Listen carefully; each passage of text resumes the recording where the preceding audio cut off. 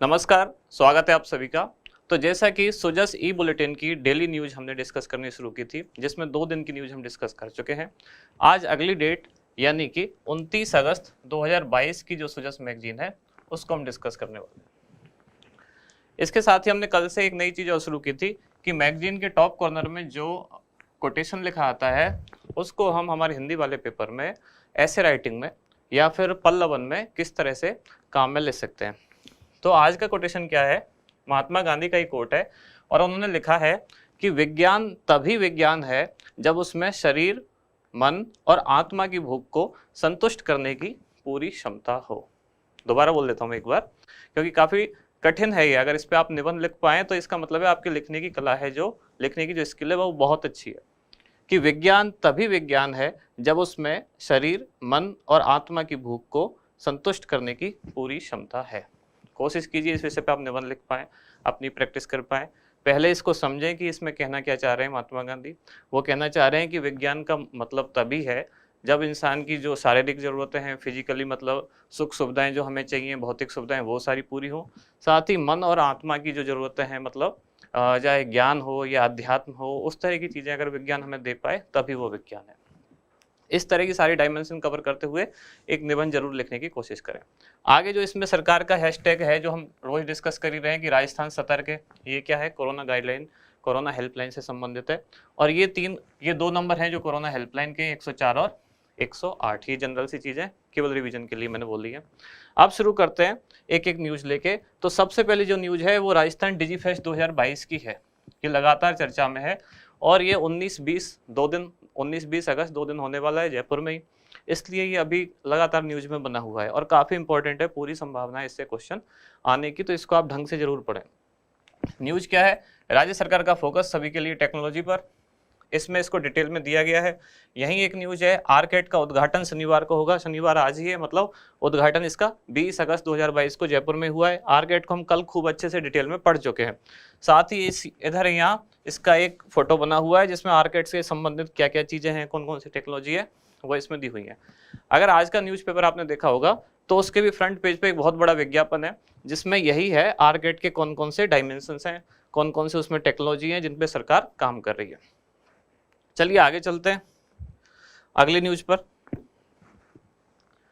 अगली न्यूज है Covid vaccination, 21,142 नागरिकों का टीकाकरण हुआ। फिर है कोलायत में कन्या महाविद्यालय की सौगात, ऊर्जा राज्य मंत्री श्री भंवर सिंह भाटी ने उद्घाटन किया। फिर अगली न्यूज है कनकांचल और आदिबद्री पर्वत क्षेत्र पूर्णतः खनन मुक्त हुए। और फिर एक न्यूज है विकास कार्यों के लिए 2.16 करोड़ रुपए स्वीकृत, ये विधानसभा अध्यक्ष डॉक्टर सीपी जोशी की पहल।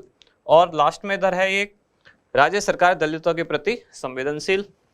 अगला पेज देखते हैं। तो अगला पेज है ग्रामीण ओलंपिक के लिए पंचायत स्तर एवं खंड स्तर पर समितियों का गठन होगा। और इधर ये लिखा हुआ है कि जनजातीय क्षेत्रों में खेलों को प्रोत्साहन। तो ये वो फाइल हुई जो ओरिजिनल ई बुलेटिन आई है 19 अगस्त वाली। अब इसको हम एनालिसिस करना शुरू करते हैं। तो जैसा कि हमारे एक प्रोसीजर है वही इंडेक्स, आज के इस पूरे पेपर में से कौन कौन सी काम की चीज़ें हैं, तो हमने ये चीज़ें सेलेक्ट की हैं। सबसे पहले राजस्थान डिजीफेस्ट 2022। राजस्थान डिजीफेस्ट 2022 हम लगातार पढ़ते जा रहे हैं, जिसमें हमने इसकी प्रमुख विशेषताएं, ये कब होगा, कहाँ होगा, उद्देश्य, वो सब हम डिस्कस कर चुके हैं। तो आज इसको हम वो रिपीट नहीं करेंगे। आज के केवल पेपर में जो चीज़ें थी, आज का पेपर मतलब सुजस ई मैगजीन में जो न्यूज़ थी, केवल उसके संदर्भ में कुछ 3-4 एक्स्ट्रा पॉइंट है, वो हम यहाँ डिस्कस करने वाले हैं। फिर है ग्रामीण ओलंपिक के लिए पंचायत एवं खंड स्तर पर समितियों का गठन, ये एक नई खबर है। समितियों का गठन इसमें अभी नया ऐड हुआ है। बाकी जो चल रही है ये न्यूज़ बहुत दिन से हम भी डिस्कस कर रहे हैं, जिसमें हमने ये सब पढ़ा था कि राजीव गांधी ग्रामीण ओलंपिक खेल में क्या क्या होगा, कौन से खेल शामिल होंगे, वो सब हम देख चुके हैं। फिर आगे है कनकांचल और आदिबद्री पर्वत क्षेत्र पूर्णतः खनन मुक्त, ये न्यूज़ देखेंगे। जनजातीय क्षेत्रों में खेलों को प्रोत्साहन, जो लास्ट वाली न्यूज़ थी। और विविध मतलब कुछ छोटी मोटी जो भी हेडलाइन रह गई हैं उनको हमने सिंगल एक लाइन करके यहाँ कवर करने की कोशिश की है। तो चलिए आगे स्टार्ट करते हैं। सबसे पहले राजस्थान डिजीफेस्ट 2022 डिटेल में हम पढ़ चुके हैं, मैं बता चुका हूँ, ये बात रिपीट नहीं करेंगे। आप सीधा इसकी जो नई नई चीज़ें आज के पेपर में जो है वो देखते हैं। सरकार का विजन क्या है राजस्थान डिजीफेस्ट को लेकर, वो है टैगलाइन सरकार का जो विजन है वो है टेक्नोलॉजी फॉर ऑल। ये ऐसे ऑप्शन में आती हैं चीज़ें, इसलिए आपको देख लेनी चाहिए। टेक्नोलॉजी फॉर ऑल, इसका मतलब क्या है कि सरकार चाहती है तकनीक का उपयोग सभी के लिए हो, चाहे वो आमजन हो, चाहे वो प्रशासनिक अधिकारी हो, राज्य सरकार का प्रशासन हो, डे टू डे के वर्क हो, उन सब में टेक्नोलॉजी का ज़्यादा से ज़्यादा उपयोग किया जाए। उद्योग हो, ये जो भी चीज़ें हैं उन सब में ज़्यादा से ज़्यादा तकनीक का उपयोग किया जाए। यही सरकार का विजन है कि राजस्थान डिजीफेस्ट को लेके, और वो क्या है, टेक्नोलॉजी फॉर ऑल। अगली इसी में एक न्यूज़ थी, राजस्थान डिजीफेस्ट वाली जो खबर थी उसी के पेज पर, कि Nehru youth transit hostel and facilitation centre, इसका उद्घाटन किया गया, या मतलब इसको बनाया जा रहा है कहाँ, दिल्ली के उदयपुर हाउस में। अब यहाँ इसमें कंफ्यूज नहीं होना है कि दिल्ली में या उदयपुर में, ये समझ में नहीं है बात, यह है दिल्ली के उदयपुर हाउस में। तो दिल्ली जो राजधानी वाला क्षेत्र है, जहाँ अलग अलग सरकारी कार्यालय जहाँ बने हुए हैं, अगर आप उधर कभी जाना हुआ होगा, या जो लोग यूपीएससी से रिलेट करते हैं उनको पता होगा, वहाँ ऐसे शहरों के नाम पर कुछ भवन बने हुए हैं। जो यूपीएससी का इंटरव्यू जिन्होंने दिया होगा उनको पता होगा यूपीएससी का कार्यालय कहाँ है, उसका नाम है धौलपुर हाउस। ऐसे ही ये एक सेंटर है उदयपुर हाउस, जो है दिल्ली में, नाम है उदयपुर हाउस।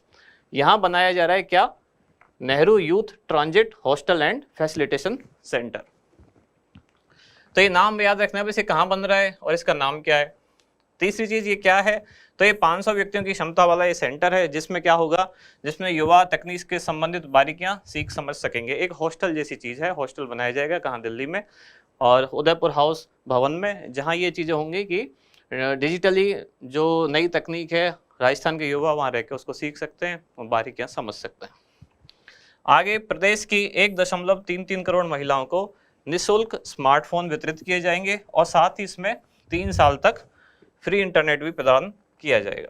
और अगली न्यूज, ये 20 अगस्त 2022 को RCET आरकेट का उद्घाटन, 20 अगस्त आज ही है, ये न्यूज हमारी कल की है, कल के पेपर को डिस्कस कर रहे हैं हम। तो 20 अगस्त आज से इसका उद्घाटन हुआ है, आज से शुरू हुआ है। कल हम डिटेल में RCET आरकेट को पूरा पढ़ चुके हैं, इसके ऑब्जेक्टिव्स क्या हैं, इसकी विशेषताएं क्या हैं, कब से होगा उद्घाटन, क्या क्या इसका कौन सा अधिनियम से पारित हुआ, कब इसको किस में कौन से बजट में इसकी घोषणा की गई, ये सारी चीजें हम कल के वीडियो में देख चुके हैं। तो आप एक बार वापस जाके देख समझ सकते हैं। आगे चलते हैं। अब दूसरी न्यूज है, राजीव गांधी ग्रामीण ओलंपिक के लिए पंचायत एवं खंड स्तर पर समितियों का गठन। अब राजीव गांधी ग्रामीण ओलंपिक को हम डिटेल में पहले पढ़ चुके हैं। अब यहाँ जो 2 समितियां बनी है, एक पंचायत स्तर पर और एक ब्लॉक स्तर पर, उन समितियों का प्रोफाइल क्या होगा, मतलब उनका ऑर्गेनाइजेशन कैसे होगा, वो यहाँ दिया हुआ है। साथ ही एक और बात, कल के वीडियो में जो हमने डिस्कस किया था उसमें हमने बात बताई थी कि 6 खेल शामिल हैं इसमें। जो 6 खेल थे उनमें से खो खो केवल बालिका वर्ग के लिए लिखा हुआ था। उसमें आप एक चीज़ और करेक्ट कर ले, जो थी कि दूसरा जो खेल है शूटिंग बॉल, वो केवल पुरुष वर्ग के लिए है, और खो खो जो था वो केवल महिला वर्ग के लिए है। ये बात मैंने वहाँ लिखी नहीं है, तो आप इसको अपने नोट्स में वापस ऐड कर लें। पंचायत स्तरीय समिति और ब्लॉक स्तरीय समिति, ये 2 समितियां बनी हैं इसमें, जिसका संयोजक होगा पंचायत स्तर पर कौन, सरपंच, और इसके सदस्य कौन कौन होंगे, ग्राम सचिव, राजकीय विद्यालयों के प्रधानाचार्य, पटवारी और शारीरिक शिक्षक। ये पंचायत स्तरीय समिति के सदस्य होंगे, संयोजक होंगे इसके सरपंच। और खंड या ब्लॉक स्तरीय जो समिति होगी उसके संयोजक कौन होंगे, उपखंड अधिकारी, और सदस्य कौन होंगे, ब्लॉक विकास अधिकारी, पंचायत समिति के प्रधान, मुख्य ब्लॉक चिकित्सा अधिकारी, जिला खेल अधिकारी के प्रतिनिधि, और राजकीय विद्यालयों में शारीरिक शिक्षक। ये बात क्लियर हो रही है। ये जो ब्लॉक विकास अधिकारी हैं ये इसके सदस्य भी हैं और इसी समिति के सचिव भी हैं, इसीलिए मैंने ब्रैकेट में लिखा है सदस्य सचिव। चलिए आगे बढ़ते हैं। अगली खबर है, कनकांचल और आदि बद्री पर्वत क्षेत्र पूर्णतः खनन मुक्त। अभी आपने कुछ दिन पहले राजस्थान में एक न्यूज चली थी और काफी चर्चा में रही थी कि राजस्थान के भरतपुर क्षेत्र में एक साधु ने आत्मदाह कर लिया, तो काफी न्यूज मुद्दे में बनी रही, बहुत चर्चा में रही। तो हम यहाँ पॉलिटिकली ना जाके हम देखेंगे हमारे एग्जाम के पॉइंट ऑफ व्यू से क्या जरूरत है इसमें। पहली चीज तो ये जरूरी है कि ये समझें कि ये कनकांचल आदि बद्री क्षेत्र कहाँ है। तो ये कहाँ है, भरतपुर की न्यूज है, कामाडीह तहसीलों का ब्रज जो क्षेत्र है वहां के आसपास की बात है। मुद्दा क्या है, यहाँ विवाद क्यों हुआ, क्यों ऐसा करना पड़ा सरकार को, अब ये खनन मुक्त कर दिया है।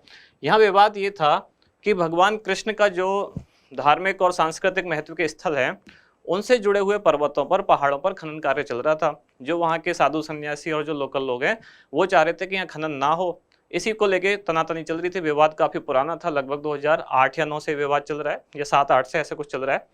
अभी क्या था, उसी विवाद में बढ़ते बढ़ते फिर साधुओं ने आत्मदाह की धमकी दी और उनमें से एक साधु ने आत्महत्या कर ली, तो ये विवाद काफी बढ़ गया।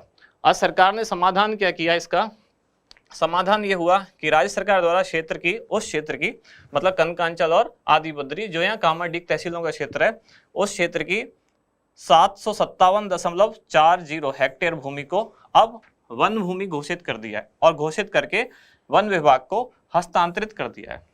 फिर इससे क्या होगा, इससे ये होगा कि इन क्षेत्रों में अब खनन कार्य पूर्णतः प्रतिबंधित हो चुका है, क्योंकि अब ये क्षेत्र वन विभाग के अंतर्गत आएगा और वन भूमि माना जाएगा।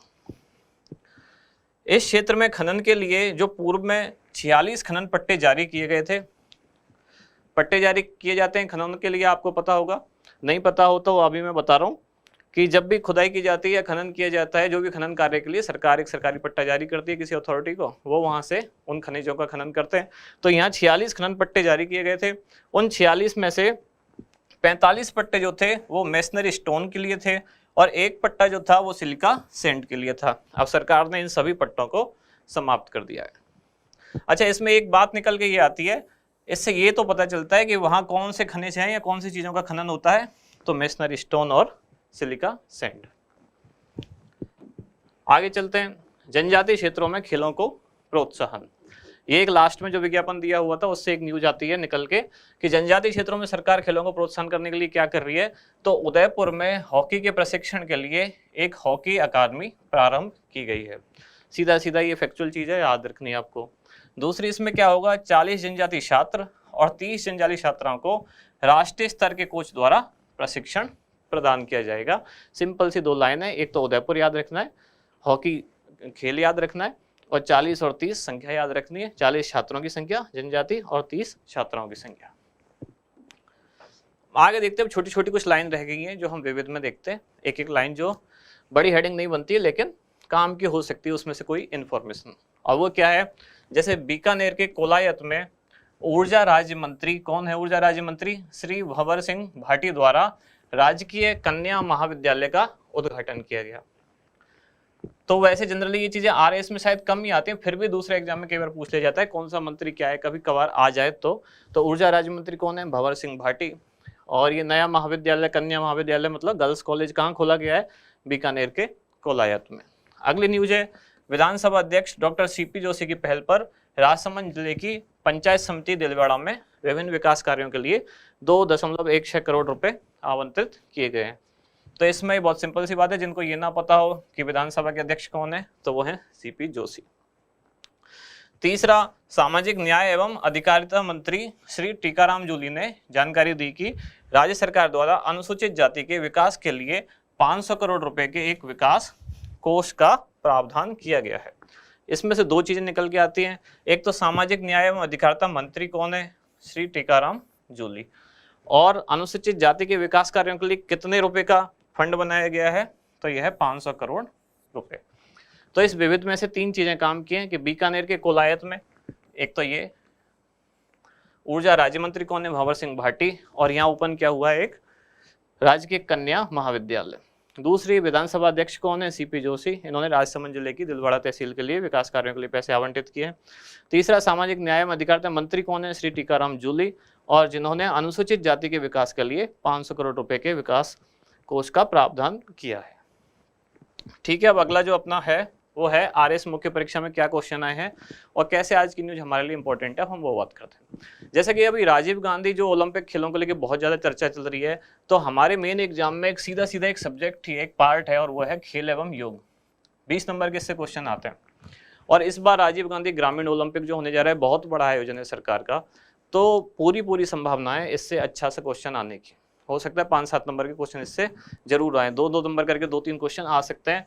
तो राजीव गांधी ग्रामीण ओलंपिक जो है वो हमारे लिए बहुत इंपॉर्टेंट हो जाता है, इसलिए उस न्यूज का बिल्कुल भी अवॉइड ना करें। दूसरी चीज, आरएस में जो आए हुए प्रश्न हैं अब उनकी बात करते हैं मेन एग्जाम में, कि राजस्थान में महिला सशक्तिकरण के लिए मुख्यमंत्री के 7 सूत्री कार्यक्रम का वर्णन कीजिए।